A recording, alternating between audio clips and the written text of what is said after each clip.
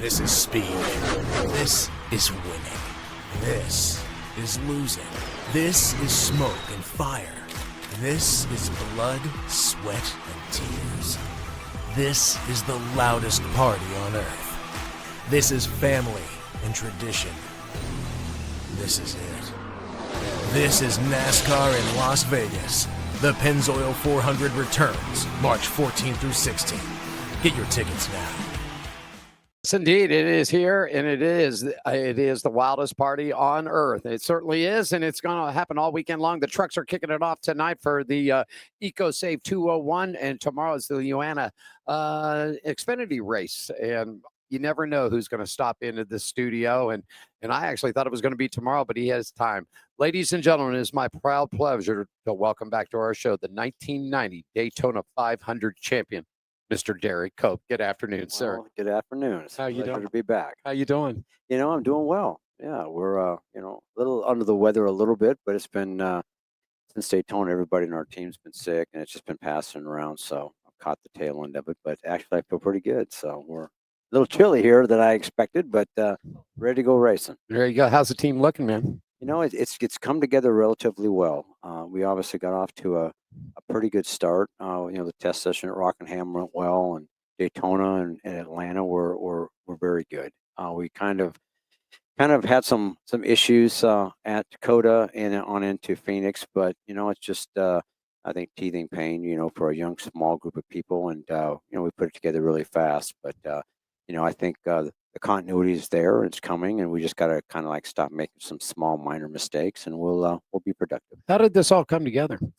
Well, it's kind of stemmed from the Trans Am program that I was doing with my cousin Nick, Right. and Thomas, the young driver, the Thomas Annunziata, he wanted to do some Xfinity racing, and we really initially had kind of looked at doing more of the road racing, which is his forte, Right. and so one thing led to another. I went ahead and purchased a car for the deal to start with, trying to get this thing kind of aimed. And then one thing led to another. He wanted to escalate to 16 races. And then, one of our friends kind of put us in a position with Leland to bring Leland Honeyman over. So it was able to, elevate itself to a full schedule, which really was not what we anticipated, but we're thankful for. Unbelievable. Because I a couple of years, we were talking that you started with the Trans Am racing and had Starcom, and then they said, I'm not burning no bridges because you never know, NASCAR could be back in line. And sure enough, 2 years later, yes. And I just wanted to take a minute, man. Through the battles that I've been going through, I was hoping Alicia could give me a clip because I always like it. An inspiration for me every single day was two things every day, no matter what time. Sometimes it was in the morning, sometimes it was in the afternoon, evening, or before I went to bed. But I always played the video clip of you winning the Daytona 500, which was an inspiration to me, and always listened to the song from REO Speedwagon called Keep Pushing. And that's what's really helped me battle through what I've been going through, Derrike. And I want to thank you so much from the bottom of my heart. I know. We've been on that emotional ride with you. We obviously were very cognizant of what you've been going through, and where no one's immune to having, things that become troublesome in their lives and obstacles to overcome. And I've certainly been there as well in my life. We've been ups and downs in our racing, and it really is, I hear a lot of things from people, and, it makes me feel good that, maybe my story or, the things that I've gone through were helpful in some manner, for you. And we've known you guys for a long time and think a lot of you, and, we're there pulling for you all the time, so. We're there. I mean, so far it's been so good. I got one more test coming up on the 27th. And if that passes, then I'll go into remission stage, and we'll go there. Now I just got to figure out how to fix a broken, there's a race car. I got a fractured L5 and S1, and they want to do some crazy surgery on me. And I said, no. So we're waiting on this other thing that's getting ready to happen. So if they get that fixed, I'll feel pretty good after that. I've been through a lot of crashes, and I can tell you about what bones broken feel like, and, the pain that goes along with over an extended period of time. And it's not pretty, but, the way I look at it is, we're still here, we're still fighting, and that's half the battle. That's it. I watched you. I love Dale Earnhardt Jr.'s Dirty Mo TV and his podcast that he does. And I saw the episode that you were on. And, for all the times I've interviewed you, I never knew this, but you told it out. What happened to Earnhardt's car while you were in second? Can you tell the story? That wasn't it a brake caliper or something that broke on the car and he hit it or whatever? No, actually, there's supposedly, I mean, and again, there's always, two sides to every story, but supposedly it really was a bell housing that came off of Jeff Bonine's car. Oh, okay. And that piece was lodged in, I think it was Ricky Rudd's radiator area. And Humpy Wheeler actually made a plaque of it and gave it to me, and called it the culprit. And, but, we run over a lot of that material ourselves as well. And we had a lot of cuts and slits in our tires. And, it was just one of those things where ours didn't go down and his did. But, we had been in position all day long. And, a lot of people didn't really, if you go back and look at the race, I mean, we only took on new tires one time, and we ran on used tires a lot of times with no tire changes, some 2 tire changes when, Mark Martin tried to do the same thing. He really couldn't make the car work. And, we just battled all day, and we were in the top 5 and top 2 a lot of the time. And we were in position. It may not have looked like it at some portions of the race when you're kind of off sequence, but, we were waiting for that caution at the end. And certainly, I had used tires and he had new ones, and we were right there on his back bumper and in a position to win. And given the same tire combination at that point there, I feel like I get him. Yep. And, but I made the right move at the right time. I'd been running the high line. I went to the bottom to, committed to the bottom that lap. And when he had the problem, he just masterfully turned the car to the right and saved it. And I drove by. And, if I had ran my normal line, like I had been doing it for the last 10 or 13 laps, we would have wrecked. So, choices, it always comes down to choices and minutes in milliseconds. And it really put us in a position to have something great happen to us, and a very special moment in time. It certainly was. I mean, and you just celebrated a couple of years ago that win, and Yeah. and one of the last guys I think who got to do the David Letterman show too, because Yeah. Dave went off, and that was always a big thing. If you won the Daytona 500, you were flying to New York, and you were on Letterman. That was it. I also saw something on it. We never discussed the crash that you had that was very, very serious. I like Earnhardt Jr. I think what he does is fun. I think he makes it fun, and he holds it back. What about that crash, the big one that you had? Well, I think, obviously one thing about Dale Jr. is he's very engaged into, the history of the sport, and he loves to know things that didn't have any real recollection of, and, but, that crash that you're talking about was one that really, it broke me up, pretty bad. Basically the throttle stuck, and at Richmond, where guys like Jerry Nadeau had head injuries and, has had a lot of misfortune. I was fortunate enough that I just broke bones. Right. And, the throttle stuck and went head on the fence, and I took the shot, and, it instantly broke me up and shattered my shoulder blade in 12 pieces and broke my sternum, broke my clavicle, broke my leg below the knee, tore anterior cruciate ligament. And I had, some vision problems, so, and a concussion.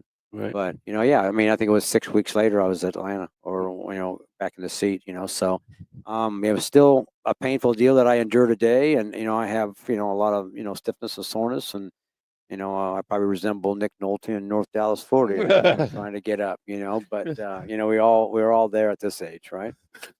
Every now and then I keep the cane by the bed because Diane doesn't want to see me fall and bust my keister either. So I keep it there. I think we're just getting old, Derrike. I'm very deliberate in what I do these days. Yeah. Whether it's the stairs or getting out of bed or whatever, but it is what it is. But I wouldn't change anything that I've done. I mean, I would certainly maybe look at changing different rides at certain times, or taking or accepting or not accepting. But overall, to make a living doing this at a time when it was dangerous and no soft walls and all the things, I think it really took something to be a race car driver back then. Yeah. You had to know that on any given Sunday, for your friends were perishing, and, it was something to be a race car driver then. And, I wouldn't change anything. And it's been an absolute true gift. And to do something they have so much passion for and make a living doing it, not a lot of people truly can say that. That's it. Derrike Cope joining us, the 1990 Daytona 500 champion. He's been a guest on this program. He's been a good friend of ours. For most of you who don't know, I met Derrike almost 30-some years ago. I was working at a radio station down in Florida, and we gave away a car.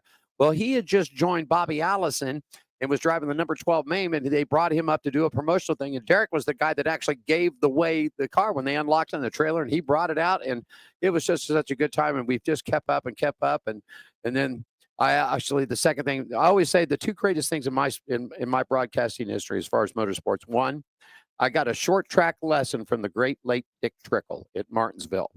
And I was there first assignment. My car ran out of the battery went dead on it. I was waiting for a jump. And you remember how Martinsville was. I mean, Martinsville doesn't have what they have out here. All the parking, you can get in and get out and all the shuttle stuff. It was just the way it was. Well, Dick Trickle stopped in his old 1966 Ford pickup truck.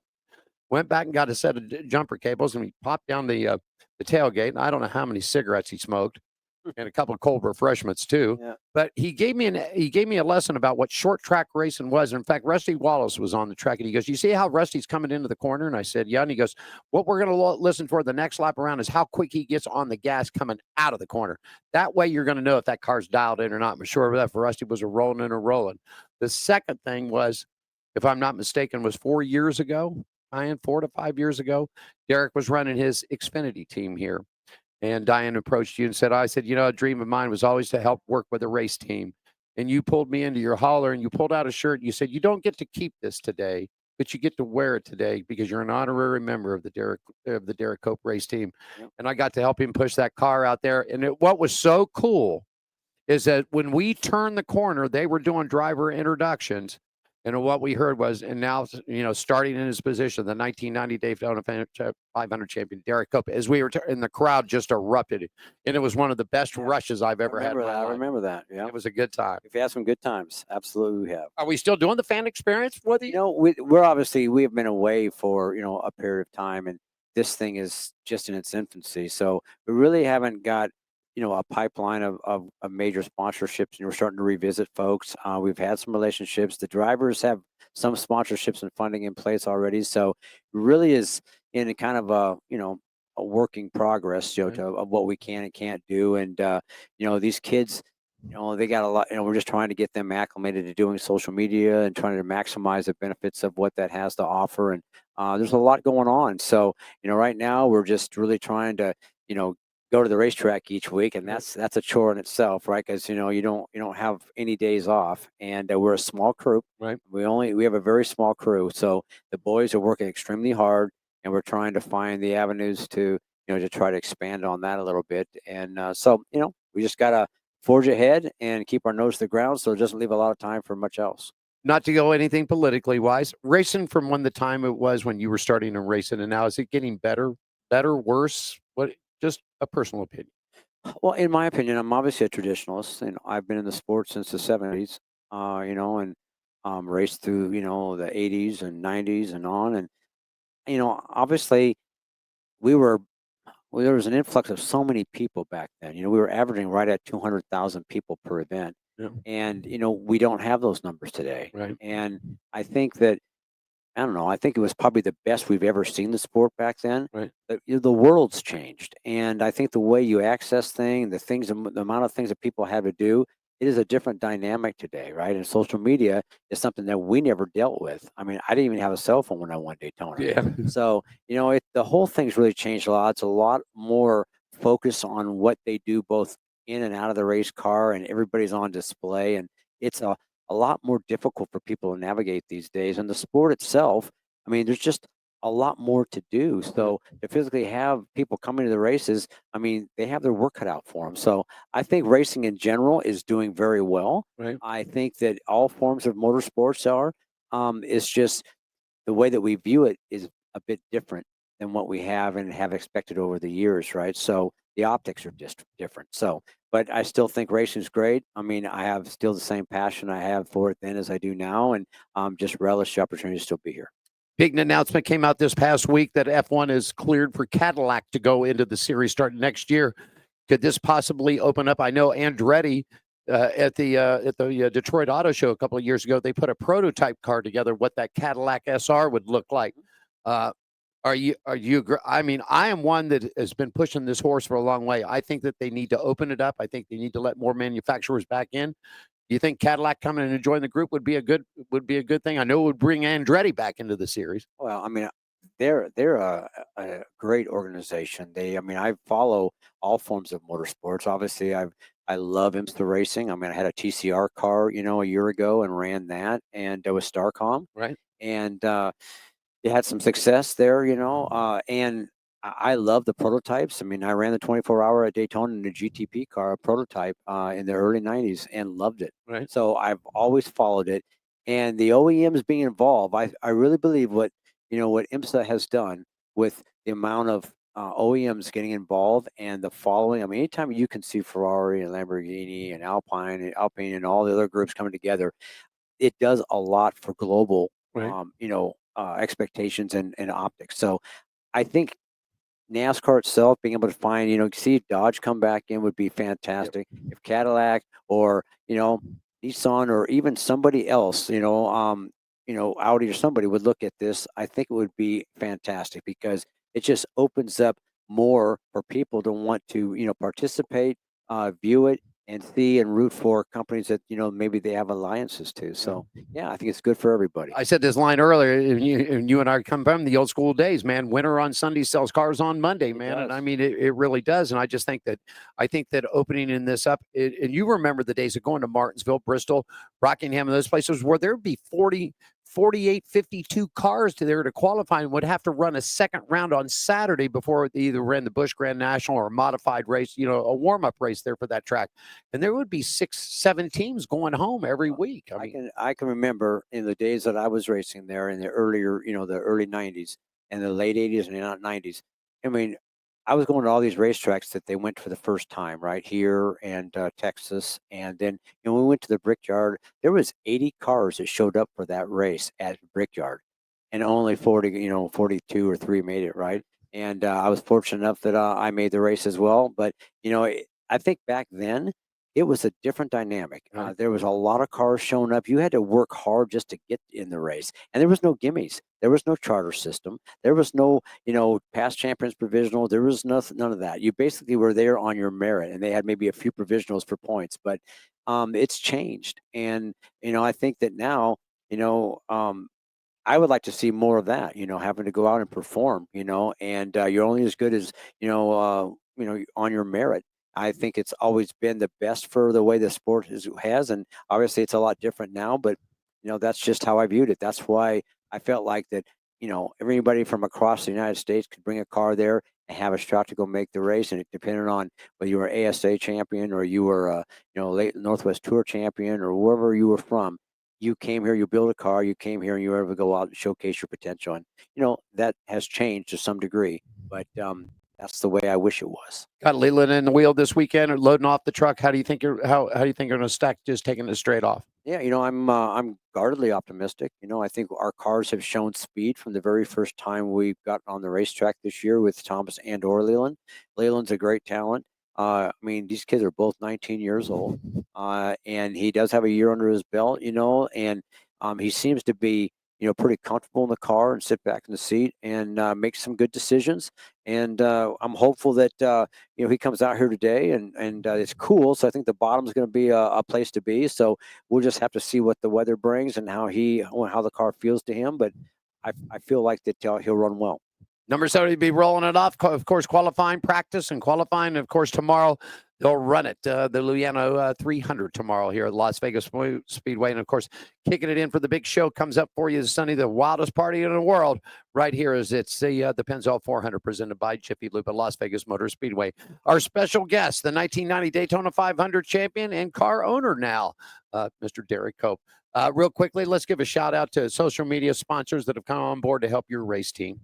Well, we've got so many right now. I mean, Leland, obviously, is LH Construction Company, and we have Thomas with Bayshore Mortgage. He's got the Chipoy's brands. There's a bunch of people that are coming on. We had, last week we had Ashurst American Honey there, from Phoenix, our friends there that have been with us in the Cup Series for many years, and Xfinity as well. So we've got a lot of relationships that are looking at revisiting to us and coming back. And so we're hopeful that we can expand on it as we go, but we're thankful that, for the initial investments that they've made in our partnerships. There we go. Anything else finally? Thanks so much for your time. We're good. Thanks for having me. It's always great. Yeah, Rob? It is. You got to put up on this one right here. What? Yeah, you just walk up and put it right up there to it. There it is. That is it. That's a Daytona 500 ring right there. Yep.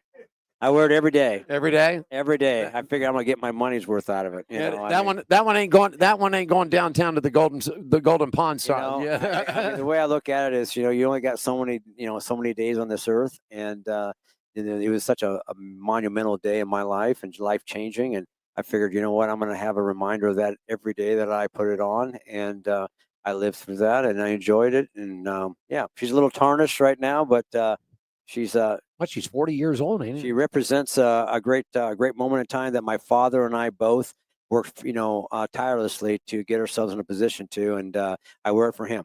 There you go. You know, one time you wanted to be a baseball player? I did, yeah. Yeah. I had aspirations to play baseball and was on that path, and a severe knee injury really thwarted that effort, and it changed my direction. And at that point, my father, I think, was really what I wanted. He wanted me to do, and we just put a plan together. And in 10 years from the moment that I started, I won the Daytona 500. There you go. Oh, you did? Oh, Thomas, it was a great interview. Fantastic. Yeah. We told him on air, and we told him on the air that he gets an A++ on his social media and his vocal skills. He did he represented your company very, very well yesterday. I'm telling you what, we were really pleased with him. I mean, he worked really hard at the social media side. He has a great following for a young man of his age, and I see great things for him from the social standpoint. And you're bringing him back here in October. Correct. There we go. Anything else we can do for you today? No, not at all. Thanks for having me on. All right. I can talk to the Point Apparel. He's in Winston-Salem. I'll get a hold of Alicia, and we'll get you guys taken care of. Oh, wow. All How's the right. wife doing? She's great. Yeah, she's loving life. She's busy. She loves being at the racetrack, like always, right? I think she loves this sport as much as I do, and for her to be here taking care of people and giving them an experience and giving them a personal experience about what it's like to be at the racetrack, she lives for that, and there's none better. Diane's going to be doing a segment here for ladies, and we're working on one that she really wants to do is Samantha Bush, Yes. and of course I think Derrike's wife would be, because she's one right there. She's been in the trenches. Ever since we ever started this deal, she's been in the trenches, and she works her guts out. I mean, she is at every aspect of it. There you go. The 1990 Daytona 500 champion is here, not as a car driver, as an owner this weekend, and he will have that number 70 up on the track for you tomorrow at the Xfinity Series. Once again, our good friend, Mr. Derrike, thank you so much for joining us. Good to see you, my friend. You as well. More of On Pit Road Racing continues. Las Vegas Motor Speedway, everybody. Next segment coming up. Next in line, coming up at 1:30 this afternoon. Mr. Harrison Burton will join us. This is speed. This is winning. This is losing. This is smoke and fire. This is blood, sweat, and tears. This is the loudest party on earth. This is family and tradition. This is it. This is NASCAR in Las Vegas. The Pennzoil 400 returns March 14 through 16. Get your tickets now.